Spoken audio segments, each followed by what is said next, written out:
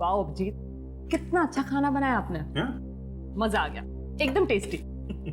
Thank you very much. वैसे आपने ACP sir और दया सर को क्यों नहीं बुलाया? हाँ, अरे उन्हें क्यों बात, वो लोग कितनी बार आ चुके हैं यहाँ पे, मेरे हाथ का खाना खा चुके हैं। दया तो पूरा खाना खा जाता है, मेरे लिए नहीं बचता है। बहुत अच्छा बनाता हूँ ना मैं खाना, इसलिए सोचा कि इस बार सिर्फ आपको अकेले खाना खिलाओ।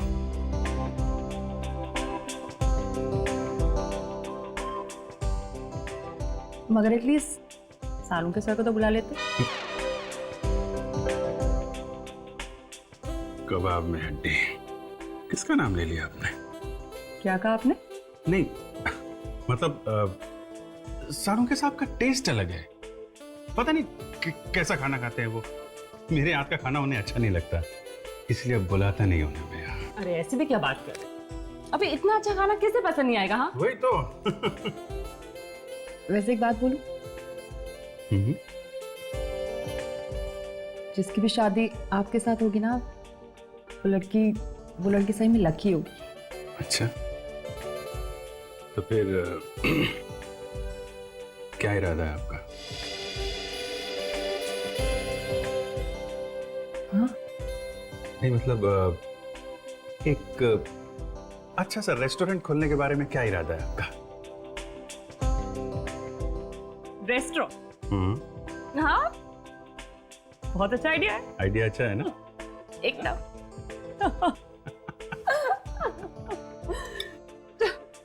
चलो मैं खाना हो गया, मैं प्लेट रख देती हूँ किचन में। नहीं रहने दो, सुबह भाई आएगी रख देगी। नहीं एटलीस्ट ये बचा हुआ खाना तो रख दूँ 10। नहीं आप मत रखिए, मैं रख देता हूँ। It's okay Abhijit, no formalities. लाइए। नहीं आप हमारी मेहमान हैं, आप नहीं, मुझे दीजिए, मैं रखता हूँ। अभिजीत, अरे नहीं, आप छोड़िए, मैं करता हूँ। अभिजीत नहीं आप छोड़िए, आप अभिजीत कम ऑन। छोड़िए आप। नहीं मतलब ये, अरे यही रख दो, बाहर रख दो। मैं रख दूंगा ना। अरे हाँ अरे बाबा, उसको मत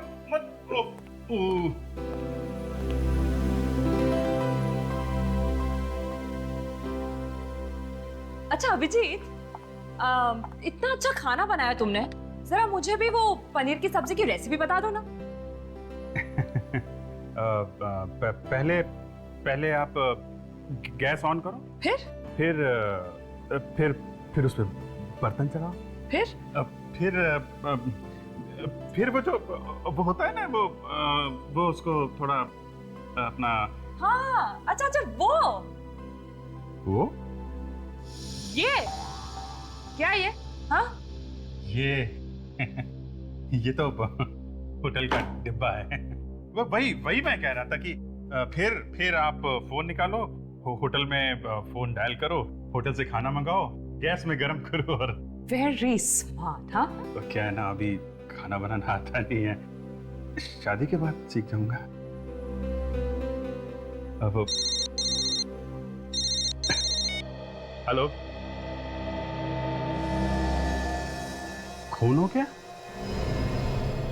कहाँ पे?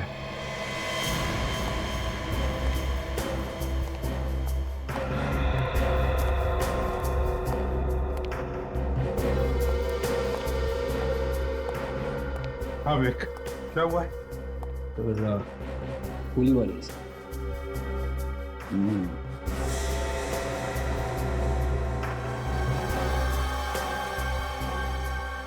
गन पाउडर दे रहे हैं, इसका मतलब है गोली एकदम नजदीक से मारी है। वैसे यहाँ पर जगह भी तो नहीं, गोली नजदीक से ही मारी है। अच्छा, गोली चलने की आवाज सुनी, पूछा तुमने किसी को? नहीं सर, किसी ने कोई आवाज नहीं सुनी। लड़की के बारे में कुछ पता चला? हाँ सर, बिल्डिंग वाले कह रहे कि इसका नाम रेखा था सर। इस फ्लैट में किराए पे रहती थी। अच्छा विवेक सर, जिस तरह से इस लड़की की लाश पड़ी है, ये लड़की नीचे से ऊपर सीढ़ियां चढ़कर आ रही थी जब खूनी ने उसे करीब से गोली मार दी। हाँ सर, शायद ये लड़की कहीं बाहर से आ रही होगी। 1 मोमेंट सर। सर ये लड़की का पर्स यहाँ नीचे पड़ा हुआ है और ये लड़की का मोबाइल यहाँ नीचे पड़ा हुआ है। और ये गोली? सर गोली यहाँ नीचे पड़ी हुई थी सर। ठीक है, दूसरी लाश कहाँ पर है? सर इस घर में।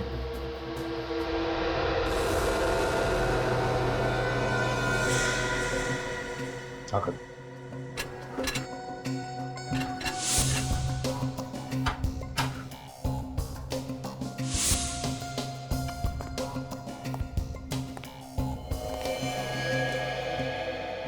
अभिजीत, सर कुछ पता चला ये सब कैसे हुआ? सर मैंने पड़ोसियों से बात की है, किसी को भी खून के बारे में कुछ पता नहीं है।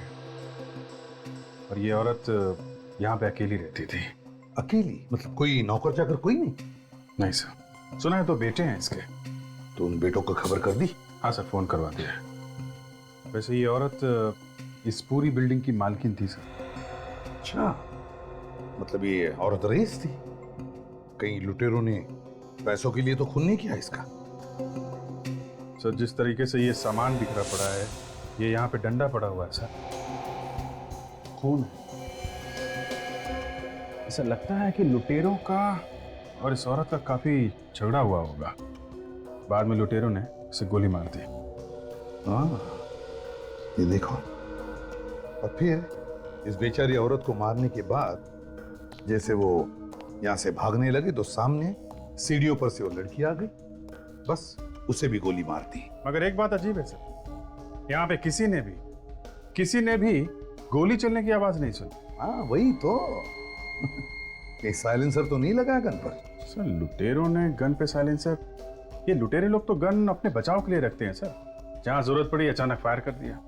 साइलेंसर लगा के लूटने आए हैं, ये बात जरा अजब नहीं हो रही है सर। और तो और यहाँ देखो, इस कमरे में बिल्कुल सब कुछ ठीक ठाक है, दरवाजा भी ठीक ठाक है। इसका एक ही मतलब है अभिजीत कि जिसने भी इस औरत को मारा है वो सिर्फ लूटने के इरादे से नहीं आया था, इस औरत को मारने के इरादे से ही आया था। लूटना तो हमें गुमराह करने के लिए।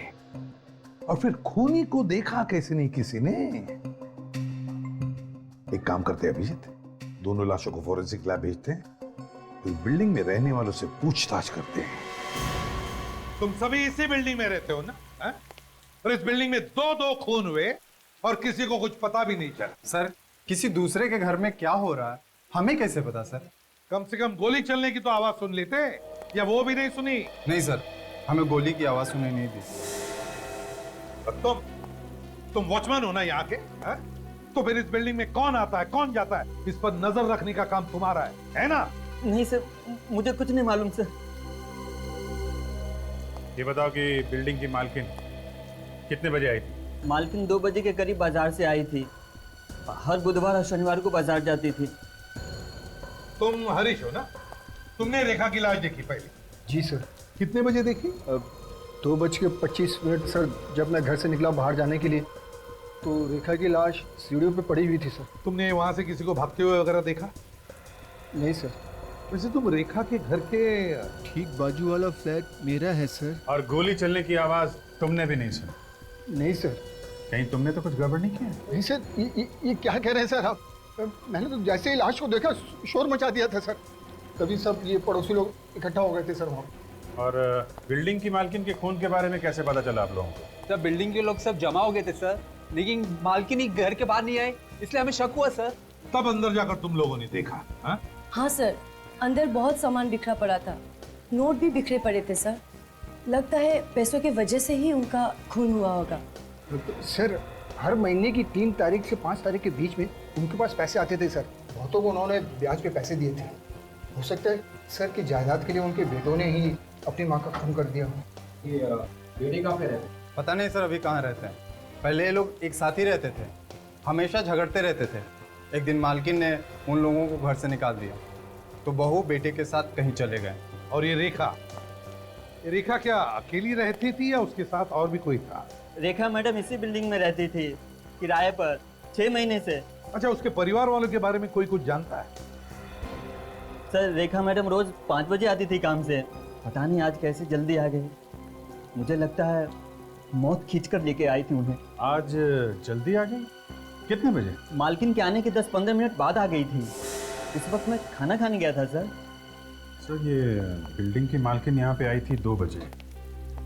बुढ़ी औरत सीढ़ियाँ वगैरह चढ़ के ऊपर गई होगी, ताला वाला खुला होगा, तो 4-5 मिनट तो चले गए होंगे। हाँ, फिर घर के अंदर जाकर सांस ली होगी, पानी पिया होगा और 5 मिनट गए होंगे। तो ऐसा लगता है कि बिल्डिंग की मालकिन 2:10 तक तो ठीक ठाक थी। और ये रेखा यहाँ पे आई थी 15 मिनट के बाद, मतलब 2:15 पे। और फिर हरीश कह रहा है कि उसने रेखा की लाश 2:25 पर देखी। इसका मतलब है अभिजीत की जो कुछ भी हुआ है, मतलब ये दोनों खून 2:10 से लेकर 2:25 के बीच में हुए हैं। यस। इसका एक ही मतलब हो सकता है कि खूनी वहीं पर छुप के बैठा था, मालकिन के घर के अंदर, है ना? लेकिन अंदर घुसा कैसे होगा घर में? चाबी कहां से लाई होगी उसने? कहीं डुप्लीकेट चाबी का इस्तेमाल तो नहीं हुआ है? हो सकता है, बिल्कुल हो सकता है। विक, बिल्डिंग को अच्छी तरह से छान मारो, देखो कुछ मिलता है क्या। और इस एरिया में जितने भी चाबी वाले उन सबके पास जाओ, पता लगाओ क्या इस बिल्डिंग में से किसी ने भी डुप्लीकेट चाबी बनवाई है क्या। Yes sir.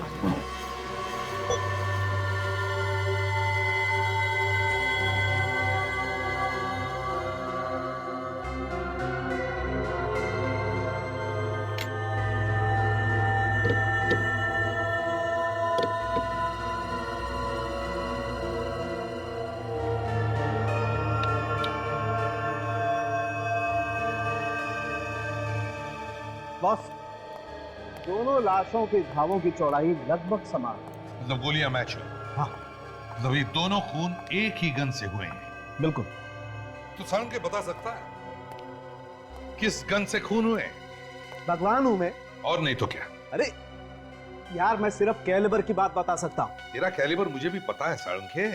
बॉस, मैं सिर्फ गन के कैलिबर की बात कर रहा हूँ। ये .32 कैलिबर की गन है। ये हुई ना बात है? फ्रेडी, दोनों लोगों की उंगलियों के निशान जो हमें अलमारी पर से मिले, उनके बारे में पता चला किसके हैं? हाँ सर, एक तो इस बिल्डिंग के मालकिन का है सर। फ्रेडी, वो तो हमें पहले से ही पता है।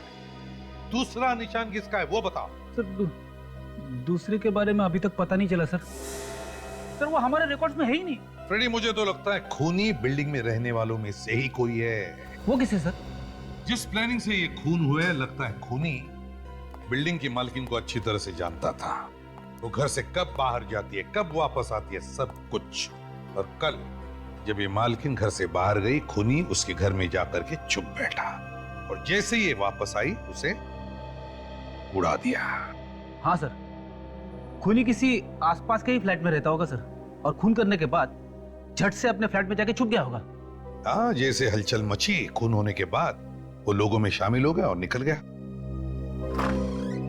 तो जहाँ पे खून हुए थे उस बिल्डिंग की छत पे ये जला हुआ कपड़ा मिला था सर। किसी ने कपड़े जलाने की कोशिश की थी वहां पे। सर, खूनी अगर उसी बिल्डिंग में रहता है तो उसे अपने कपड़े टेरेस पे जलाने की क्या जरूरत थी? खुद के फ्लैट पे जलाता सर। खूनी ने शायद सोचा होगा कि अगर वो एक कपड़ा अपने फ्लैट में जलाता तो धुआं हो जाता और फिर पड़ोसियों को शक हो जाता, इसलिए उसने ये कपड़ा टेरेस पर जला दिया।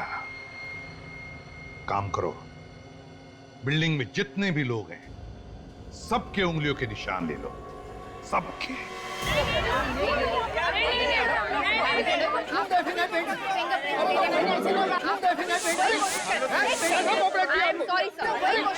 देखिए, आप प्लीज यार रुकिए, आपको लाइन में खड़े रहना पड़ेगा। नहीं सर, आई एम सॉरी। देखिए,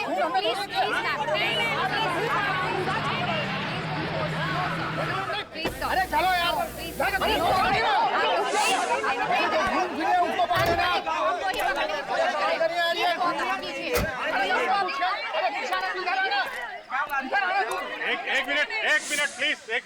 एक मिनट शांत हो जाइए। सर, ये लोग उंगलियों के निशान देने से मना कर रहे हैं। क्या बात है, आप लोग अपने फिंगरप्रिंट्स क्यों नहीं दे रहे? लेकिन जब हम लोगों ने खून किया ही नहीं है तो क्यों दे अपनी उंगलियों के निशान? आप लोग बेवजह क्यों परेशान कर रहे हैं हमें? हम लोग आपको परेशान कर रहे हैं? हाँ। हम जो कुछ भी कर रहे हैं आप लोगों के लिए कर रहे हैं। आपकी हिफाजत के लिए कर रहे हैं। हम सिर्फ ये चाहते हैं कि गुनहगार को सजा मिले, कोई बेगुनाह ना फंस जाए बीच में। और अगर आप लोगों ने कुछ किया नहीं है तो क्यों परेशान है आप लोग? क्यों डर रहे हैं? आप हम पे इल्जाम लगा रहे हैं, सीआईडी पे इल्जाम लगा रहे हैं। अरे सीआईडी कोई जादूगर थोड़ी ना है, चुटकी बजाय और खूनी सामने आ गया। केस सॉल्व करने के लिए हमें आपकी मदद चाहिए। दिन रात अपनी जान की बाजी लगा के आप लोगों के लिए काम करते हैं हम लोग। सुबह जब घर से निकलते हैं तो मालूम नहीं रहता है शाम को वापस घर आएंगे कि नहीं, और आपको परेशानी हो रही है। ठीक है, मत दीजिए फिंगरप्रिंट्स, नहीं चाहिए, नहीं चाहिए। लेकिन याद रखना, कल आपके साथ ऐसा होता है, आपके घर में कोई खून होता है और दूसरा कोई आपकी मदद के लिए सामने नहीं आता है, तो आप लोग हमारे पास मत आना। चलो काजल। सर मैं तैयार हूँ। मैं तैयार हूँ सर।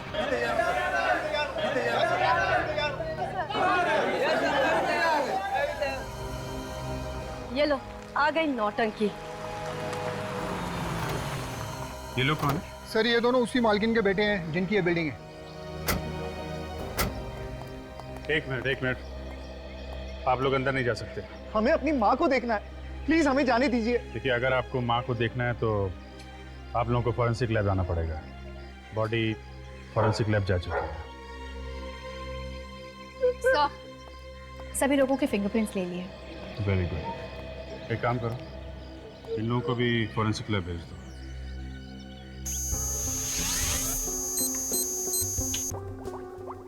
अबे क्या हुआ, परेशान क्यों दिख रहा है? अरे यार परेशान नहीं हो तो क्या करूं, कुछ समझ में ही नहीं आ रहा। हथियार डाल लिया, हार मान ली। ये किसने कहा हार मान लिया, हथियार डाल दिए? बॉस कंफ्यूजन तुम लोगों ने क्रिएट किया हुआ है। वो कैसे? वो ऐसे कि तुम लोग बोल रहे हो कि खूनी बिल्डिंग में से कोई एक, राइट? हाँ, फिर? लेकिन यहाँ किसी की उंगलियों के निशान ही मैच नहीं हो रहे। तो क्या हमने ऐसे हवा में बोल दिया? मैं ये बात नहीं कह रहा हूँ। तो फिर? नहीं कह रहा हूँ, हो सकता है तुमसे कोई गलती हो गई हो यार। कैसी गलती? अब ये मैं क्या बताऊँ कैसी गलती यार, ये तो तुम ढूंढो ना। मेरे जो सामने आया वो मैंने बता दिया कि कोई फिंगरप्रिंट मैच नहीं हो रहा है, दैट्स इट। तो ठीक है, ढूंढ लेंगे हम। हाँ ढूंढो ना। और क्या? हाँ आइए प्लीज, आप सब यहीं पे रुकिए। सर, मालकिन के बेटे अपनी माँ को आखिरी बार देखना चाहते हैं। तारिका, दिखाओ जरा।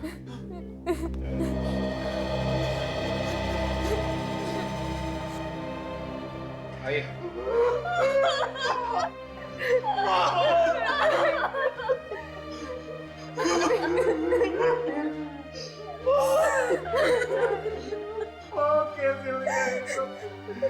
जिसने हमारी माँ का खून किया, मैं छोड़ूंगा नहीं उसको। आप लोग कहाँ थे जब ये हुआ? सर हम सब गोवा में थे। गोवा में? क्यों, किस लिए गए थे गोवा? छुट्टियां मनाने गए थे। सच बोल रहे हो? सर हम सच बोल रहे हैं, हम झूठ क्यों बोलेंगे? हमें जैसे ही पता चला हम फौरन वापस आ गए। सर आप रेडी? एक मिनट सर।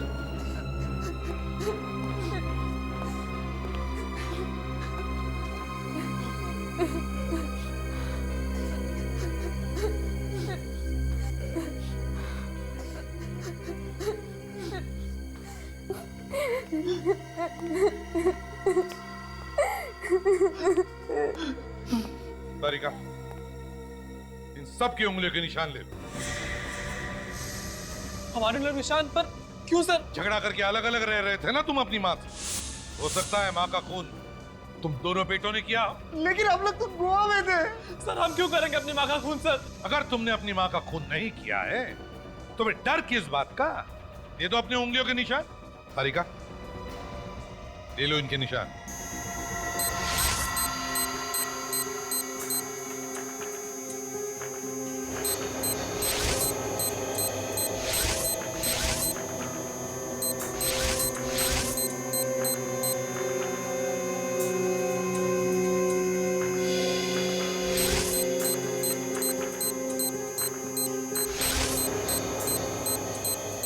प्लीज।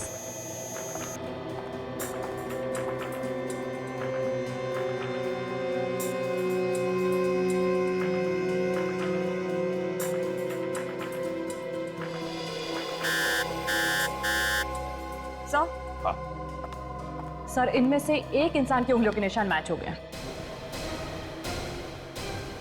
किसके? इसका सर। मेरी मेरी उंगलियों के निशान कैसे हो सकते हैं? क्यों नहीं हो सकते? तुम्हारी उंगलियों के निशान है, समझे? बताओ, क्यों किया खून तुमने? मैं अपनी माँ का खून क्यों करूंगा? क्योंकि ये तुम्हारी सौतेली माँ थी, सौतेली माँ।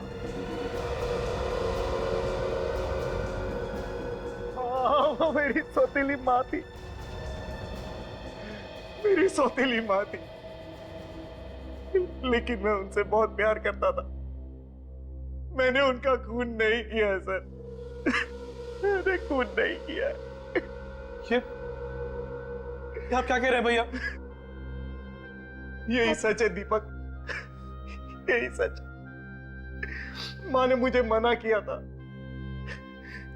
क्योंकि वो नहीं चाहती थी कि तुम्हें ये एहसास हो कि हम दोनों सौतेले हैं। वो हम दोनों से बहुत प्यार करती थी सर, दोनों से बहुत प्यार करती थी। बहुत प्यार करती थी ना, तो फिर बार बार झगड़ा क्यों करते थे अपनी माँ के साथ? सर झगड़ा हमारा नहीं होता था, हमारी बीवियों की नहीं जमती थी माँ के साथ। क्यों? ऐसी क्या बात थी जो तुम्हारी बीवियों की नहीं बनती थी? सर हमारी माँ चाहती थी कि ये लोग काम करें, लेकिन इन्हें तो काम करना अच्छा ही नहीं लगता है, मुफ्त की रोटियां चाहिए बस इन्हें। सर ये तो चाहती है कि कोई रोटी का टुकड़ा तोड़े और उनके मुंह में डाल दे। तो फिर घर छोड़कर क्यों गए तुम लोग? सर माँ ने ही कहा था सर कि अगर हम अलग अलग रहेंगे तो बीवी अपनी जिम्मेदारियां समझेंगी। मैंने तो माँ से मना भी किया था कि हम लोग घर छोड़कर नहीं जाएंगे, लेकिन उन्होंने मना कर दिया। वो हमारा भला चाहती थी। भलाई का बदला तुमने दे दिया खून करके, है ना? सर मैंने खून नहीं किया है। बार बार झूठ बोलने से सच साबित नहीं होता, समझे? सबूत झूठ नहीं बोलते। तुम्हारी उंगलियों के निशान मिले हैं तुम्हारी माँ की अलमारी पर। कैसे आए वो निशान? हैं? बोल। सर 3 दिन पहले माँ ने मुझे घर पर बुलाया था। उन्हें पता चल गया था कि मुझे कुछ पैसों की जरूरत है। फिर वो मुझे 3 लाख देने के लिए तैयार थी, लेकिन मुझे 4.5 लाख रुपए चाहिए थे। लेकिन बाकी के पैसे मांगने में मुझे शर्म आ रही थी। तो मैंने नाटक किया। कैसा नाटक? जैसे ही माँ कमरे में पैसे लेने के लिए गई, मैं भी उनके पीछे पीछे कमरे में चला गया और कमरे में जाते ही तबीयत खराब होने का नाटक करने लगा। माँ बाहर गई पानी लाने के लिए, तभी मैंने अलमारी में से पैसे चुरा लिए। शायद उसी वक्त मेरी उंगलियों के निशान आ गए होंगे। वाह रे वाह, नया देखा इस सत्यवादी को। ये माँ से पैसे भी मांगता है, ऊपर से माँ के पैसे भी चुराता है, और फिर कहता है कि पैसे मांगने में शर्म आती है। तो फिर सत्यवादी जी बताइए, फिर क्या किया तुमने? सर अगले ही दिन हम लोग गोवा चले गए। उसके बाद क्या हुआ हमें पता नहीं। ये हमें मालूम है क्या हुआ। ये कल 3-4 घंटे तुम गोवा में नहीं थे तुम गोवा में, बल्कि यहां थे मुंबई में। फ्लाइट से आए थे तुम, अपनी माँ का खून किया और वापस चले गए गोवा। नहीं सर, मैं गोवा से मुंबई आया था, लेकिन मेरे पार्टनर के कहने पर उसे मुझसे कुछ इंपॉर्टेंट पेपर्स पर साइन कराने थे। यही सच्चाई है सर। आप चाहे तो मेरे पार्टनर को फोन करके पूछ सकते हैं। फिर भी आपको लगता है कि मैंने खून किया है तो मुझे फांसी पर चढ़ा दीजिए, लेकिन मैं अपनी माँ का कातिल नहीं हूं सर। मैंने अपनी माँ को नहीं मारा है। एक सगी माँ से ज्यादा प्यार करता था मैं उनसे, सगी माँ से ज्यादा प्यार करता था मैं उनसे। सर भैया सच कह रहे हैं सर, वो माँ का खून नहीं कर सकते। तो वो तो माँ से बहुत प्यार करते थे सर। ये तो हम पता लगा ही लेंगे, समझे?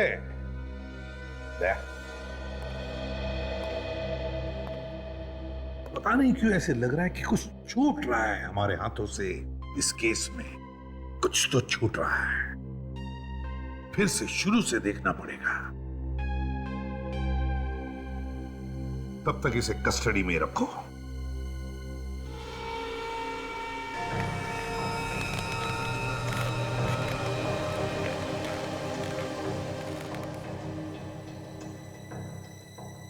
बिल्डिंग में दो खून हो गए पर पड़ोसियों को कानों कान खबर तक नहीं। क्यों, कैसे, खून किया किसने होगा? शायद ये लड़की कहीं बाहर से आ रही होगी। वैसे ये औरत इस पूरी बिल्डिंग की मालकिन थी सर। सर ये लड़की का पर्स यहाँ नीचे पड़ा हुआ है और ये लड़की का मोबाइल यहाँ नीचे पड़ा हुआ है।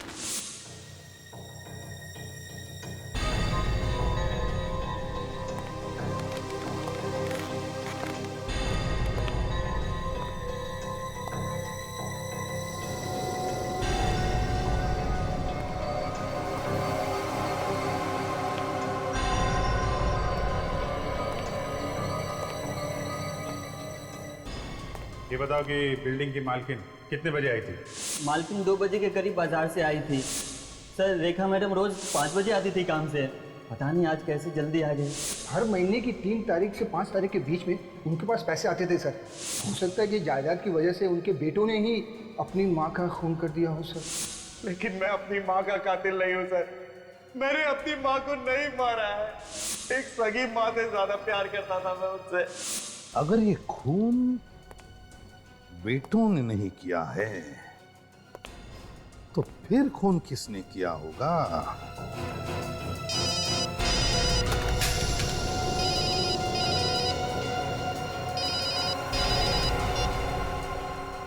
हाँ अभिजीत, अच्छा हाँ हाँ ठीक है, मैं तुम्हें बाद में फोन करता हूं।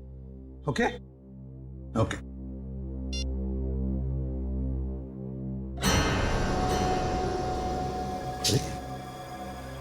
फोन नीचे गिर के भी टूटा क्यों नहीं?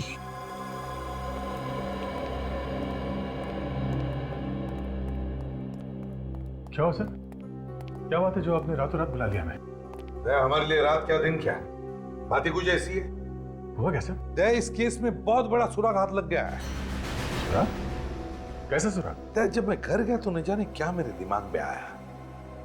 मैंने अपना ये मोबाइल फोन 3 बार ऐसे 3 बार गिराया, लेकिन मेरे मोबाइल को कुछ नहीं हुआ, सिर्फ उसका कवर अलग हुआ था और एक छोटा सा स्क्रैच स्क्रीन पर था। मोबाइल बड़ा मजबूत है सर। हाँ है फ्रेडी। मगर सर मोबाइल ना टूटने से इस केस का क्या लेना देना? फ्रेडी, मेरा ये मोबाइल 3 बार ऊपर से नीचे गिरने के बाद भी उसे कुछ नहीं हुआ, सिर्फ एक छोटा सा स्क्रैच स्क्रीन पर। और फिर ये मोबाइल, या रेखा का ये मोबाइल जो हमें उसके लाश के पास से मिला, इसका स्क्रीन देखो कितनी बुरी तरह से टूटा हुआ है। ये कैसे है? या लगता है खूनी ने रेखा का पहले खून किया और फिर उसके मोबाइल को इतनी बुरी तरह से तोड़ दिया, फिर उसके लाश के पास रखा और वहां से भाग गया। मगर सर वो चोर ऐसा क्यों करेगा? वो तो गोली मार के सीधे भाग जाएगा वहां से। वही तो दया, ये खून चोरी की वजह से नहीं हुए, खून की वजह से चोरी हुई है। खून की वजह से चोरी? वो कैसे सर? फ्रेडी खूनी रेखा को मारने के लिए आया था, लेकिन उसने पहले बिल्डिंग के मालकिन के घर में चोरी की और मालकिन का खून कर दिया, और फिर उसके घर से बाहर निकलने के बाद उसने रेखा को भी मार दिया। क्यों? हमें यह दिखाने के लिए कि ये दोनों भी खून उसने चोरी की वजह से किए। हमें गुमराह कर रहा था वो। तो रेखा का मोबाइल? गलती की फ्रेडी, खूनी ने बहुत बड़ी गलती की, रेखा का फोन तोड़कर बहुत बड़ी गलती की। मोबाइल कंपनी में जाओ और पता लगा रेखा ने किस किस को फोन किए थे और उसे कहां कहां से फोन आए थे, और उसके ऑफिस में भी जाकर पता लगाओ कि रेखा कहां कहां जाती थी, किस किस से मिलती थी और वो कहां की रहने वाली थी।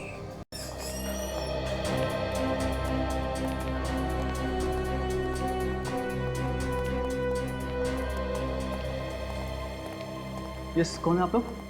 सीआईडी। सीआईडी? जी हाँ। और आप कौन? जी मैं यहाँ का मैनेजर हूँ। क्या बात होगी सर, क्या हुआ? आपके यहाँ जो रेखा नाम की लड़की काम करती थी जी, अब वो इस दुनिया में नहीं रही, उसका किसी ने खून कर दिया। क्या?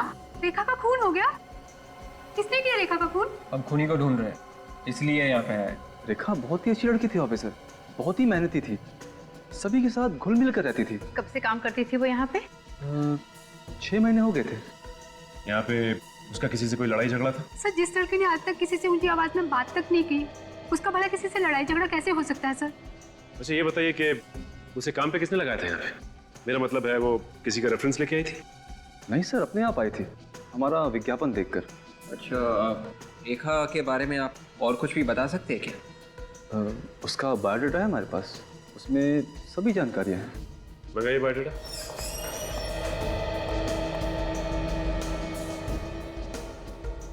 बायोडाटा में लिखा है कि 4 साल से रेखा मुंबई में काम कर रही थी और बीच में उसने नौकरी भी छोड़ी थी। और ये देखो, 2005 से 2009 तक उसने इस कंपनी में काम किया और उसके बाद 2009 से 2011 फरवरी तक कोई भी काम नहीं किया। आपने उससे पूछा नहीं इन 2 सालों में उसने क्या किया? पूछा था सर। 2009 में एप्टीट्यूड कंपनी का जॉब छोड़ने के बाद वो अपने गांव चली गई थी। 6 महीने पहले ही वो वापस इधर आई है और हमारे यहाँ जॉब कर रही है। गाँव का है उनका? जी, गाँव के बारे में उसने कभी कुछ नहीं बताया। अच्छा ये बताइए कि उससे मिलने जुलने कोई आता था यहाँ पे? सर, जब से उसने ऑफिस ज्वाइन किया है आज तक हमने तो नहीं देखा उससे कोई मिलने आया हो। सर, एक बार मैंने उसे देखा था किसी आदमी से बात करते हुए ऑफिस के बाहर। अच्छा, कौन था वो? मालूम नहीं सर, दूर से देखा था इसलिए चेहरा देख नहीं पाई। ये कब की बात है? सर, 3-4 महीने हो गए हैं। अच्छा, और कुछ याद है आपको? सर, ऐसा लग रहा था जैसे वो आदमी रेखा की खुशामद कर रहा हो। उसके बाद उसको मैंने कभी नहीं देखा। एक बार मैंने रेखा से पूछा था लेकिन उसने इसके बारे में मुझे कभी कुछ नहीं बताया। कौन हो सकता है आदमी? 2 और 2:25 के बीच में रेखा और उस बिल्डिंग की मालकिन का खून हो गया। हाँ सर। और फिर 2 बजे 2:15 पर और 2:20 पे एक ही नंबर से रेखा को 3 बार फोन आए। हाँ सर, और मरने से 1 दिन पहले इसी नंबर से किसी ने फोन किया था सर, रात को करीब 11:45 को। पूरे 2 मिनट तक बात की थी। रात को? हाँ सर। जब रात को कोई फोन करता है और इतनी देर तक बात करता है, इसका मतलब है कि वो आदमी कोई जान पहचान वाला ही आदमी हो सकता है। और सर, मरने से पहले ये जो 3 फोन कॉल्स आए थे, हाँ, उसमें पहला कॉल 40 सेकंड, दूसरा 37 सेकंड और तीसरे कॉल में 25 सेकंड तक बात की थी फोन करने वाले ने सर। तो कहीं ऐसा तो नहीं कि ये जो भी कोई है ये पता लगाने की कोशिश कर रहा था कि उस वक्त रेखा कहां तक पहुंची है? हाँ सर, लगता तो कुछ ऐसे ही है ना? एक काम कर दो, इस नंबर पे फोन करके देखो, पता तो चले ये किसका नंबर है। सर, मैंने इस नंबर पे फोन किया मगर फोन बंद है सर। अच्छा।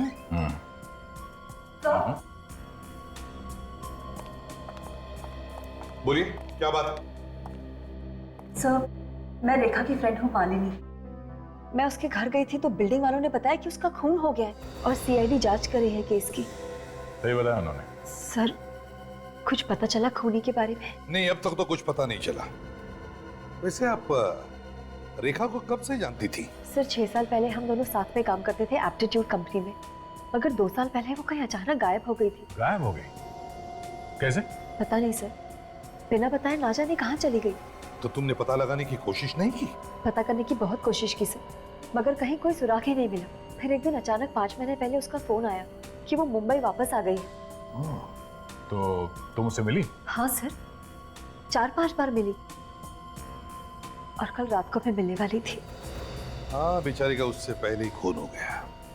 मैंने कई बार उसका फोन भी ट्राई किया मगर उसका फोन स्विच ऑफ आ रहा था सर। हम लोग फिल्म देखने जाने वाले थे मगर उसका कोई फोन ही नहीं आया। वैसे तुम्हारी दोस्त रेखा का किसी से प्यार व्यार का चक्कर था क्या? इसके बारे में तो कभी कुछ बताया नहीं उसने। अच्छा, ये एप्टीट्यूड कंपनी कहाँ है? ये कंपनी तो 1.5 साल पहले बंद हो चुकी है।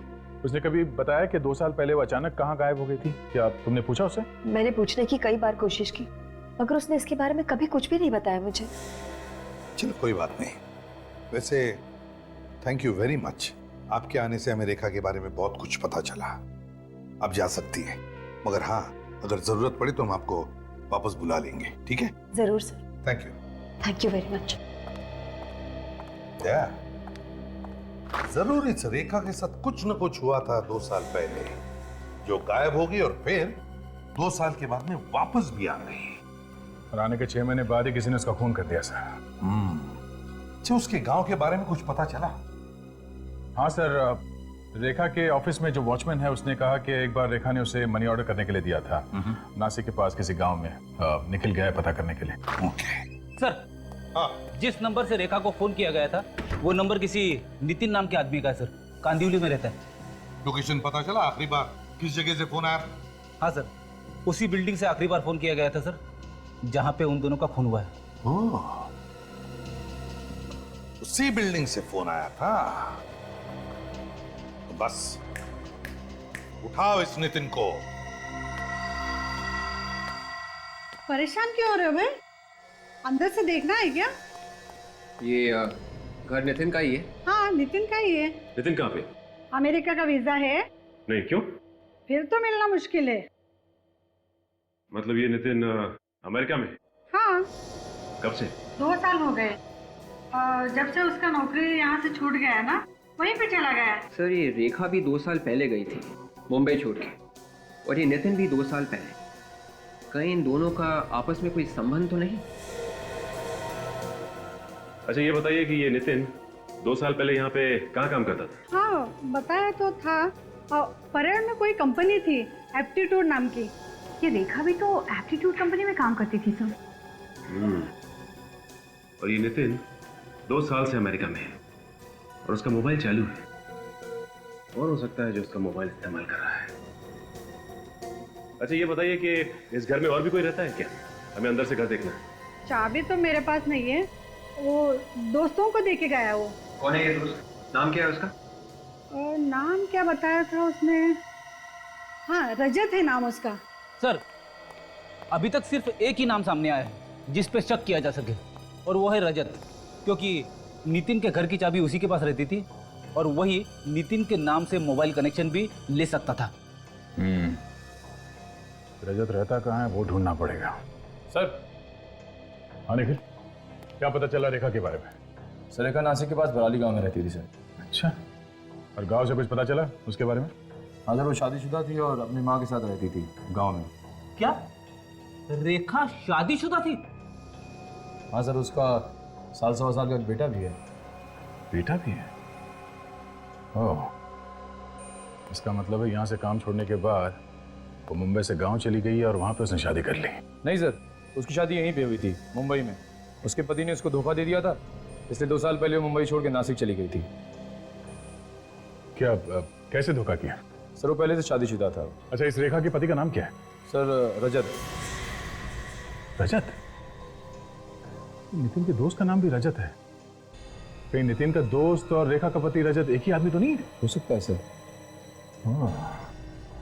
इस रजत को अभी तक तो पता चल ही गया होगा कि रेखा की मौत हो गई है, तो अभी तक वो सामने आया क्यों नहीं? सर, उसी ने खून किया होगा रेखा का, फिर सामने कैसे आएगा? अच्छा, रेखा के गांव से पता चला ये रजत मुंबई में कहाँ रहता है? 2 साल पहले बोरीवली की आईसी कॉलोनी में रहता था वो। IC colony? चलो चल के देखते हैं कि रजत अभी भी वहीं पे रहता है या नहीं।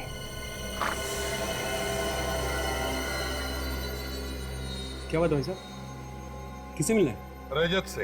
हाँ बताइए, मैं ही हूँ। दरवाजा खोलो। आप लोग कौन?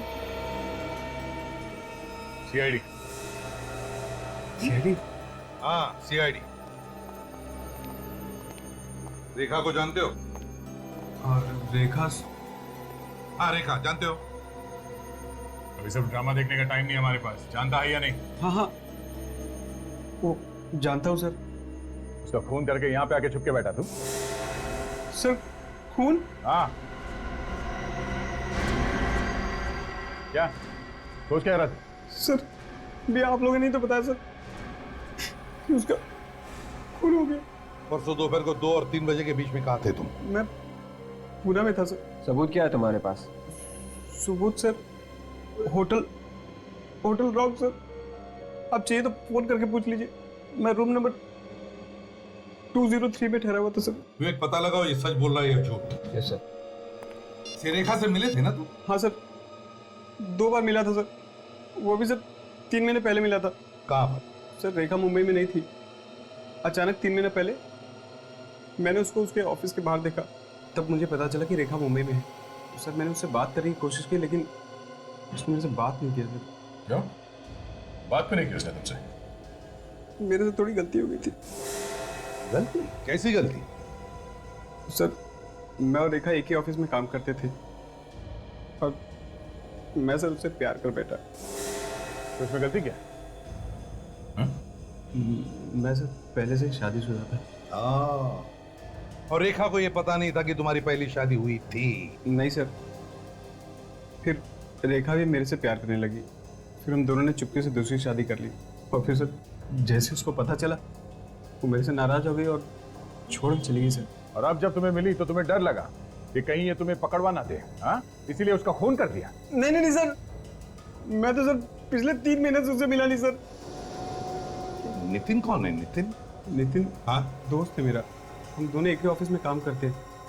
आजकल वो अमेरिका में है सर। तुम्हारे और रेखा के रिश्ते के बारे में ये नितिन जानता है? हाँ सर। ये मोबाइल नंबर 0190732802 जानते हो? नहीं सर। किसी ने नितिन के घर के एड्रेस प्रूफ पे ये नंबर लिया है। नहीं नहीं सर, ये कैसे हो सकता है? सर नितिन के घर के सारे पेपर्स मेरे पास हैं और उसके एड्रेस पे ये नंबर कैसे निकाल सकता है सर कोई? वो तो हम पता लगा ही लेंगे कि इस एड्रेस पे किसी ने ये नंबर कैसे लिया। सर ये सच कह रहा है, ये पूना में ही था। इस वक्त तुम्हारी पहली बीवी कहाँ है? सर पता नहीं सर। मालूम नहीं? उसकी फोटो है तुम्हारे पास अभी भी? हाँ सर। लाइए दिखाइए।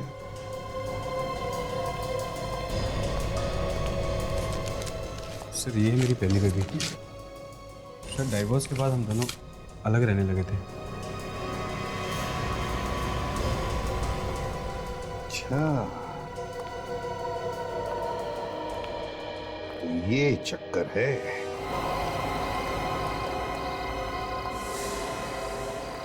दरवाजा तो खुला है, कोई तो अंदर होना चाहिए।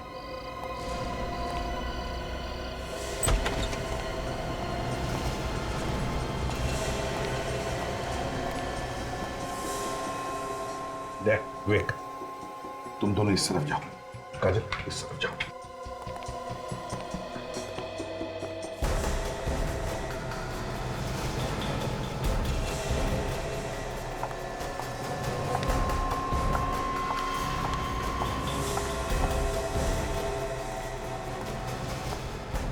कहां भाग रही हो? मैं कहीं नहीं भाग रही सर, मैंने कुछ नहीं किया। तो फिर ऐसे चुपके क्यों भाग रही हो, एक गुनहगार की तरह? मैं सच कह रही हूँ सर, मैंने कुछ नहीं किया, मैंने कोई गुनाह नहीं किया। हाँ वो तो दिख ही रहा है, सर से लेके पांव तक शराफत में डूबी हो तुम।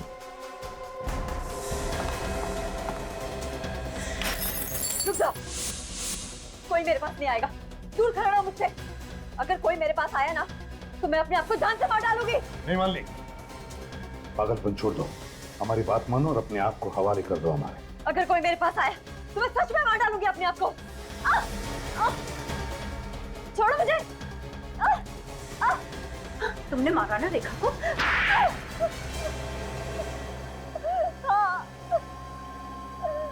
मैंने ही मारा है रेखा को, मैंने ही खून किया है उसका। क्या बिगाड़ा था उसने तुम्हारा? उसने मेरी पूरी जिंदगी नर्क बना दी थी। क्यों? ऐसा क्या किया उसने? उसने मेरे पति को बता के उससे शादी कर ली और मुझे पता तक नहीं चला। और जब पता चला तो रजत मुझे छोड़ के चला गया। मैंने तो उसी दिन कसम खा ली थी कि मैं रेखा से बदला लेके रहूंगी। तुम रेखा को पहले से ही जानती थी? नहीं, मैंने उसकी फोटो देखी थी रजत के पर्स में। फिर तुम्हें ये कैसे पता चला कि रेखा मुंबई में? एक दिन अचानक मैंने उसे अपने ऑफिस के बाहर देखा। कुछ लोगों से पूछने के बाद पता चला कि वो मेरी पास वाली बिल्डिंग में ही काम करती है। मैंने धीरे धीरे उससे दोस्ती कर ली और उसके घर आना जाना शुरू कर दिया और उसके बारे में हर जानकारी हासिल कर ली। और फिर तुमने जाकर उसकी घर की मालकिन से भी दोस्ती कर ली? हाँ, मगर मुझे एक दिन बहुत गुस्सा आया रेखा। वो क्यों? एक दिन मैंने रेखा और रजत को मिलते हुए देखा। मुझे लगा वो दोनों फिर से एक हो जाएंगे। अगर रेखा ने रजत को अपने बेटे के बारे में बता दिया तो वो उसे फिर से अपना लेगा। यही सोच के मैं अंदर ही अंदर जलने लगी थी। ये कहानी तो हमने सुन ली, हाँ? ये बताओ कि रेखा को मारा कैसे? मुझे पता था कि उसकी मकान मालकिन हर बुधवार और शनिवार को 12 से 2 के बीच में मार्केट जाती है। और फिर शनिवार के दिन 12 और 2 बजे के बीच में तुम घर में घुसकर छुप गई है। मगर तुम्हें उस घर में घुसने के लिए चाबी कहां से मिली? हा? मैंने उसके घर की डुप्लीकेट चाबी बनवाई थी और मौका पाके मैं उसके घर में जाके छुप गई। जैसे उसकी मकान मालकिन अंदर आई, मैंने उसे भी मार डाला। और रेखा को फोन करके तुमने घर बुला लिया? मैंने रेखा को पहले ही बोल दिया था कि आज हम फिल्म देखने जाएंगे, तुम आधे दिन की छुट्टी लेके आ जाओ। और वो तैयार भी हो गई। और फिर तुम हर 5 मिनट रेखा को फोन करने लगी, यह पता लगाने के लिए कि वो कहां पहुंची है। हाँ, और जब रेखा ने मुझे बताया कि वो बाहर सीढ़ियों पे पहुंच गई है, तो मैं बाहर निकली और मैंने सीढ़ियों पे ही रेखा को मार दिया और उसका फोन भी तोड़ दिया ताकि किसी को फोन के रिकॉर्ड ही ना मिले, और वहां से टेरेस पे भाग गई। और तुमने वहां पे अपनी जैकेट जला दी और फिर बी विंग से होकर नीचे उतर के भाग गई तुम? हाँ? हाँ। तुम्हारी बदले की आग में तुमने 2 लोगों के खून कर दिए। अगर ठंडे दिमाग से सोचती तो शायद आज ये नौबत नहीं आती। अब जेल में सड़ते रहना, फांसी का ऑर्डर आने तक।